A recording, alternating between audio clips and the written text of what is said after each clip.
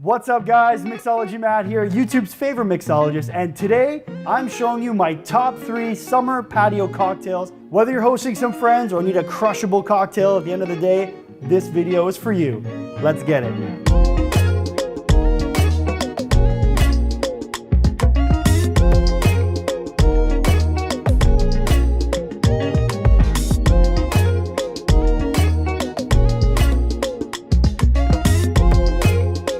Can't talk about patio season without talking about the Spritz. If you haven't seen my Spritz 101, highly recommend going to check out that video first. However, this Spritz is near and dear to my heart. I have absolutely crushed all my family friends events with this one.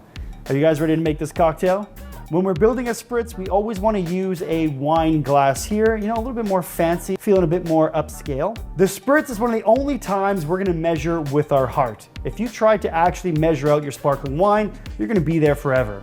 Normally your Spritz template's a 3-2-1, 3-part Prosecco, 2-part liqueur, 1-part soda. So the Spritz cocktail kind of breaks your bar technique rules a little bit. Normally you don't build on ice, you always add ice towards the end. However, because we're measuring with our heart with the sparkling wine, the ice actually be a good way to tell if we put enough. I've got some of my crystal clear ice from my man, the ice chef. For bartenders, by bartenders, you only want to use the good stuff. So I'm gonna add in quite a few. These are larger than your average ice. I think 4 might be the sweet spot here. Today I'm using the Henkel sparkling wine. You can use other sparkling wines out there, such as Prosecco or Cava, but when you're using these mini bottles, because it's 200 mils, you have about 2 spritzes in here. So you probably want to aim for half.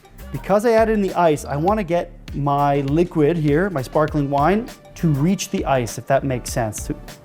So I want to get enough so that my bubbles reach the top of the ice like that. And I've got about half still in my container here. I've made a lot of spritzes in my day. Granted, the type of glass you use is important as well. One of my absolute favorite liqueurs on the market is Elderflower Rhubarb. There's not much left in this bottle for a reason. I put this in sours, I make spritzes with it, I put it in some of my stirred. This is one of my favorite liqueurs of all time. 1 ounce of our rhubarb liqueur. Up next, I have Dylan's Elderflower liqueur. I love that the fact that this is locally produced, the fact that it's made in small batches, it doesn't feel as artificially sweet as some of its counterparts, such as Saint Germain. I find this one is a little bit more floral, stays true to the elderflower. 1 ounce of our elderflower. And it wouldn't be a Spritz without a little bit of sparkling water or our club soda.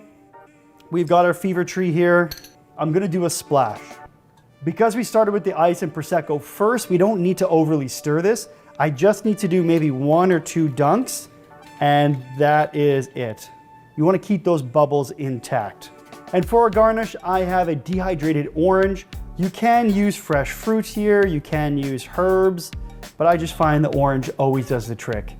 And there you have it. That is my Elderflower Rhubarb Spritz. This one is fantastic. It is one for the books. I'm probably gonna drink the whole thing right now.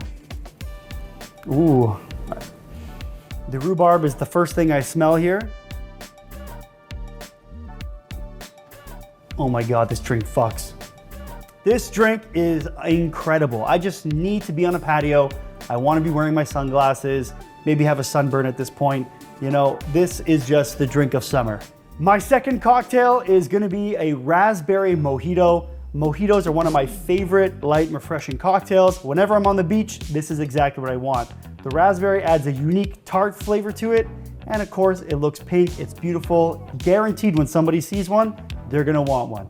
When we make a raspberry mojito, there's 2 main ways to do it. You can incorporate the raspberry in your simple syrup and do a raspberry syrup. Probably the smarter way to do it if you're gonna make many of these, or you could muddle some fresh raspberries on the spot. I'm gonna go with that fresh fruit vibe just because I'm making one of them. Highly recommend making a raspberry syrup if you're making, let's just say, more than 10 of these. So you're gonna wanna aim for at least 4 to 5 raspberries in here. We want enough to cover the bottom of the glass, and I like that extra raspberry flavor. Also, make sure you wash these. Earlier in the year, I posted a mojito video. You know how I feel about muddlers, but because we have fresh fruit here, we're gonna use the muddler to really jam up that raspberry. So I'm gonna make sure I'm pressing them down and twisting. I want a nice thick paste at the bottom. I want to make sure it is really nice and mixed. It wouldn't be a mojito without some mint, so what I'm gonna do is I'm always gonna wanna save the top piece. This is what we know as the bouquet. So I wanna save the top piece, this right here. I'm gonna save this as my garnish at the end and use the bigger leaves for the actual cocktail. I'm gonna put this off to the side for now. As you can see, I've got the rest of the leaves. I want about 4 to 5 leaves as well. I'm gonna pick all these off. So you notice I didn't use the muddler for the mint. The reason being, if you over muddle mint, it's gonna turn dark, release some of those bitter flavors, and that's exactly what we want to avoid in our mojito here. So all you have to do is hold out your hand and give it 2 claps. That's all you need. You ready? 1, flip it over, boom, that's all you need, and drop it right like so. You don't believe me? Smell your hands. You get all that vibrant mint smell. We just want to release the aroma of the mint. Now it's time to build our cocktail. We've got some freshly squeezed lime juice from my friends at Juice Concepts. You need good quality lime juice whenever you're making any of your mojitos. 1 ounce of our lime. And of course we need our sugar. So I'm gonna be adding in simple syrup. Because I have some raspberries in there, I don't need to go equal parts simple to lime. I'm gonna do 3/4 here just to tone it down a touch. For my rum, I'm using Havana Club 3-year. You can use any other white rum.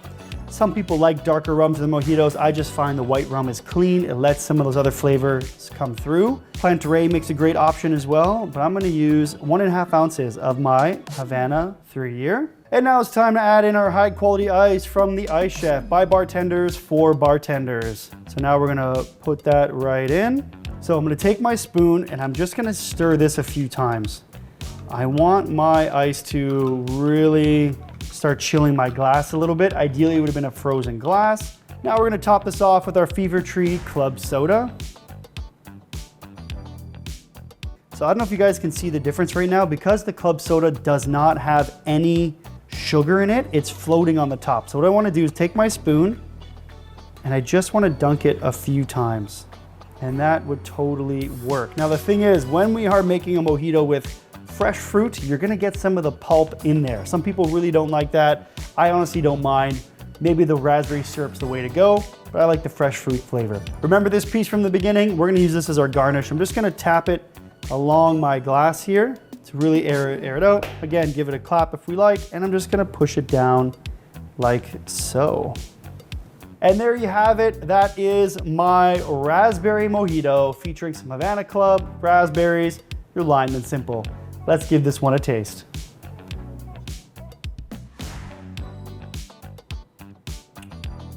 Ooh, hell yeah. I love raspberries. One of my favorite berries. It's got a nice tartness. Fuck, this is crushable. The fresh raspberries have a very particular flavor. I do think the proper way to do this, again, I'm gonna stress the raspberry syrup, probably the way to go. It's a fantastic cocktail. And for our third and final cocktail, I'm gonna be doing a sangria, specifically a white sangria. One of my favorite recipes. It features some local products. Let's make this one. I'm gonna kick things off with our peach nectar. If you've ever had an Italian friend or been to one of their houses before, I'm sure you've seen these growing up. They come in many different flavors, peach, pear, apricot. I think the peach is gonna be perfect here. I'm gonna do about 1.5 ounces of my peach nectar. Up next, I'm gonna be adding in some freshly squeezed lemon juice here for my friends at Juice Concepts. We're gonna be adding in 1 ounce of our freshly squeezed lemon.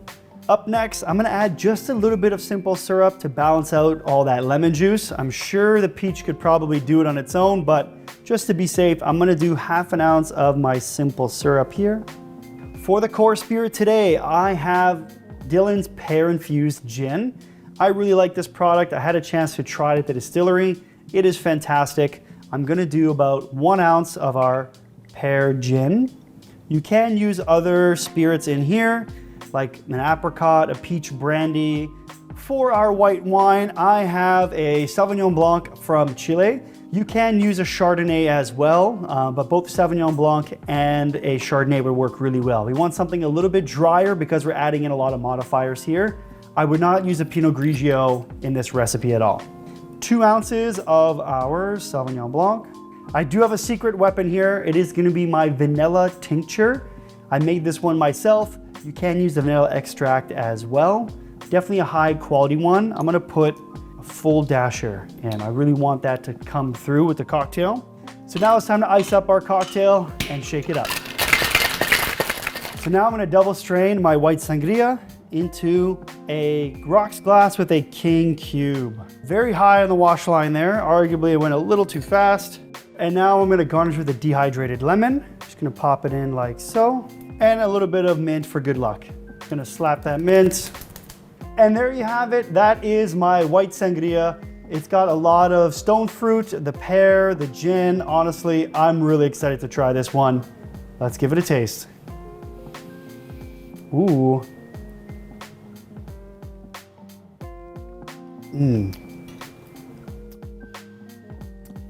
Fuck, that's a great cocktail. Honestly, this cocktail is fantastic. I think I would tone down the lime juice just a touch to 3/4 of an ounce, but that peach nectar, the pear work really, really nicely with the wine. And there you have it. Those are my 3 ultimate patio cocktails. Are you ready for patio season? I know I am. As always, don't forget to like, comment, and subscribe.